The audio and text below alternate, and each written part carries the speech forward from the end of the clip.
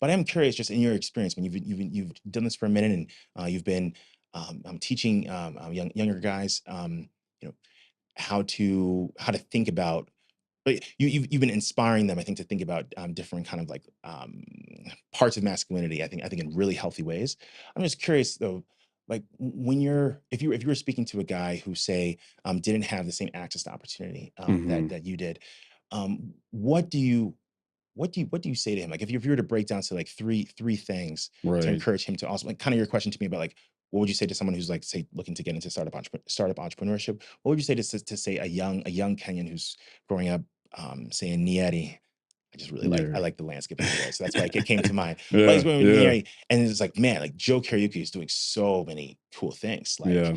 Yeah. like he sounds like me. Like I think Nieri is also Kikuyu, right? Yeah, it is. But That's like he, it's sort of like a home. What do I put it? It's like for my ethnic, like my oh people. really? Like Nyeri is like one of I the was spot on regions. accident. There you go. Yeah, yeah, yeah. So imagine you're talking to a young guy there. He's like, 18 years old, and he's thinking about how can he possibly aspire to be like you. Yeah. What would you say to him? That's a good question. And I mean, there's a lot of things I can really touch on. Um, I think it's sort of like we sort of spoke of this earlier in the conversation, right? The first thing is, of course, just get very, very clear as to what you want and what you want to aspire for, right? And then the second piece to that would probably be like expose yourself to either people who are in that environment or, even if it means like moving locations, right? Hmm. If you have the opportunity, like if for example, this person's based in Nyeri, right? This guy, like if you're able to figure out a way to move to the city, by all means, like take that opportunity, right?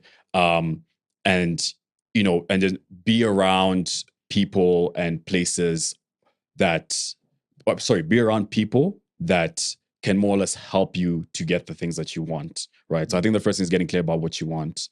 The next thing is like, being around in those spaces or environments, or even having those people in your life, whether it is, moving locations or even just like having conversations with like people, like what it's like for example, here's a point. Like one of the things I used to do when like I was like 15 years old, I used to just DM and like LinkedIn message and cold Hmm. email just a bunch of like entrepreneurs, investors, just sort of because at that time, like I was till today, I mean that's probably where like my passion for entrepreneurship came, right? Is I would message, email a bunch of like investors, like entrepreneurs, people who run like founders, just basically trying to pick their brain, send them a Hmm. bunch of questions. So they'd send me all sort of responses. And I think just through reading that, it more or less like shaped my mind on things. Hmm. And one of the fortunate things from that experience is I actually ended up getting an internship Hmm. working at a startup here in Kenya, right? Based off just me just emailing and being like, There you hey, go. I want to learn about business. Can you teach me? I'm Hmm. willing to work. You don't have to pay me. And like surprising thing is like I remember like I came in one day for the interview, arrived on time, and he's like, "Yep, we'll hire you on. We'll pay you a small stipend, and we will like we'll teach you." And at that time, like I had no skills. Like I'm a high school student, like no Hmm. degree, nothing, right? So like the beauty about it is I got exposure to every side of business, right? I was doing marketing, I was in like product development, and not only that, like I had the privilege. And like, I mean, today is probably one of the best opportunities I had, right? Of sitting in on leadership conversations. So one of the things he did is that whenever Hmm. he's meeting with his CTOs and CEOs for lunch, he'd be like, "Hey Joe, come. I just want you to take notes. There you go. Just listen." Right. So it's like I honestly think like don't like know what you want and then just like aggressively and ruthlessly go after it. Right. Don't let anyone tell you anything differently. Right. Especially when it's people who haven't really achieved the things you want. Um, send that email, start that business, shoot that shot, basically, is what I'm Sure. trying to say. It's Hmm. like just really go after it, because what you realize is like when you make that first step, all the 10, 20, or 30 steps become a lot easier to Right. achieve, right? Exactly. So the first step you make, step 5 becomes a lot easier, then step 10, then 20. So I mean, if I was to tell, going back to your question about like, this young man based in Nyeri, it's like be very, very clear about, what you want. And then just like do all that you can to just go out, go after it, right? Hmm. Whether it's moving location, whether it's reaching out to people, whether it's like also exposing yourself to the things you want. So it's like reading the right books, listening to the right podcasts, and just sort of like developing your mind towards helping you achieve the things you want. Because the reality is like all these things together are more or less like tools Hmm. that you add yourself, and it more or less gives you, for one, it gives you more competence to be able to achieve the things you want.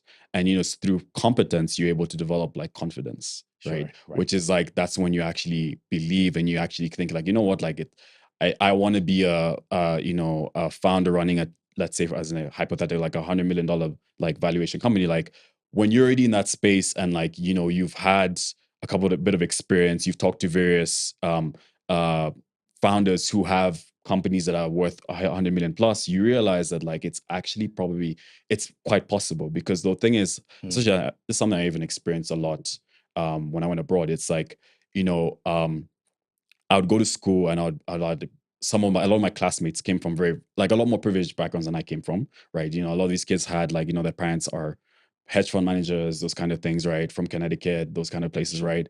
And a lot of I'd see like their lifestyle and things that they experience and things the opportunities that they would get just based off of, like, just how they grew up and a lot of Sure. the facilities they had. And like that, in a lot of way, like I was never bitter, but I was very inspired by Mm. it, because I was like, wait a minute, like, you mean people live like this? You Mm. mean people do these things? And like the difference between myself and them is that they're obviously like privileged and being born in those environments, but that doesn't stop me either way for being able to get those sort of opportunities as well, because I Mhm. know that I just need to like work my way, or I need to just do certain things over a couple of years to get access to those sort of facilities, right? Mhm. So I fundamentally think like exposure is so important, because like it really just opens your mind on like what is possible for you, Mhm. right?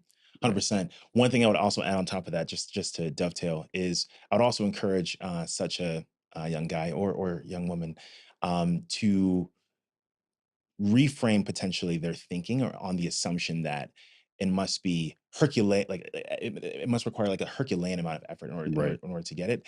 Like one kind of notion that I think is helpful in this regard is if you think if you think about, say, like, I don't play video games, but I do know that there are some people who are like ultra good at Right. Call of Duty and uh, the Warcraft game and so forth, and they can even get paid to do it. True. A lot of people play, few are at that level, right? True. Now, one could say, oh, well, I mean, that means that I have a 1% chance of getting to that level. Hmm. And what's kind of implicit in that statement, in that limiting belief, is the idea that there's some kind of outside force which is going to be greater, that's gonna hold more weight against me Mm. than the power that I have within me in order to actually get there. And Right. therefore, I might as well not try, or I'm very unlikely to succeed. Succeed. But Right. the reality is, only 1% of all people, say, playing these games are willing to commit enough time to get to that level, Exactly. which means that it actually is about a personal conviction, like a personal decision 100%. to do the work that's required. Like, 100%. you see what I'm saying? Yeah. And 100%. I that agree. concept, I think, it literally applies everywhere. And something that, people disagree with me on this, and that's fine. I believe it anyway. Something that I find very helpful is just insisting on positive mental models that serve Absolutely. me in some form toward my goals, Hmm. even if it's untrue. Right. So, True. for example, when we were raising capital the first time, and um, we were going to different investors and different investors globally. So Kenyan ones, Nigerian ones, European, American, and so forth. If an investor said no to the opportunity, and say the investor was Caucasian, I wouldn't literally, not for a moment would I ever think, oh, it must be Mm. because I'm a black guy. And they knew that I was from the South Side. Yeah. No, You wouldn't. Yeah, and, exactly. and to be fair, I really don't think that is like an undertext, like very often. Let me just say that. But even if it Yeah. was, I wouldn't allow for that to even be a possibility in my head. It's like, no, Absolutely. it's probably because I did not do something. Yeah. This idea that things, positive things as well as negative things, are my fault. Exactly. If a customer says no, say, to working with Alvin, or actually, you know, tend to get a lot of like straight up no's. Might be like a not yet, or like we'll schedule it later. But Yeah. if we say like just like a flat out no, and I know that our offering really should be kind of like appreciated by their firm as being Right. helpful to their ultimate objective. Right. I take that as a personal. I mean, it's personal feedback. It means that I Hmm. did not articulate the value well enough early, Hmm. when to the investor example. I did not pitch. the company, or I didn't present myself, or the business, whatever, or the Yeah. market, whatever it is, it was on me. So one of the things that I mean, actually, part of the reason why I asked that question is because from time to time, I found myself talking to different guys. I have a couple of mentees, and I get questions that are kind of adjacent to that one in nature, Mhm. Mhm. and that's like, and again, per my point earlier about the importance of getting your mentality right. Right. That once again is like another tool that I think people should have in their Yeah. arsenal. Like just remembering one, even if I see not many people doing the thing that I want, like, well, first off, it could be broken down. Like there's always a best next step. Exactly. Like anywhere. True. You be born in Papua New Guinea, you can like, Literally, there's one by one one plan your letter way up. to ultimately be able to afford a ticket Yeah. to get to it. It's like there's always a program. One and two, um, like just remembering that.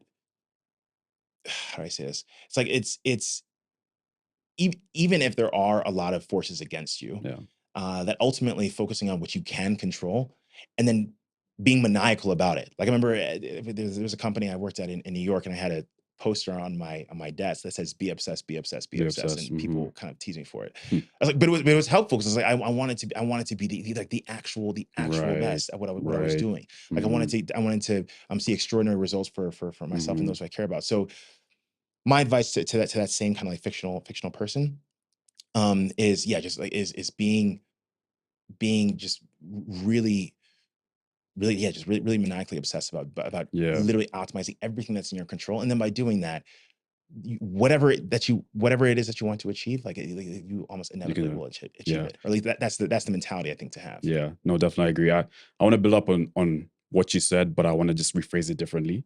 I would actually say, just building off of what you're saying, it's really much just about like taking full responsibility for what Right. you can control, Right. right? Right. I would say the added layer to this as well is that, even though you do take full responsibility for everything, like also understanding, because it's a very delicate balance as well, right? That there's some things that you just can't control. Like Mhm. it's not your fault. Like it Sure. wasn't your responsibility. Like for example, in cases, let's say, where you have gotten clients where they just told you outright no, right?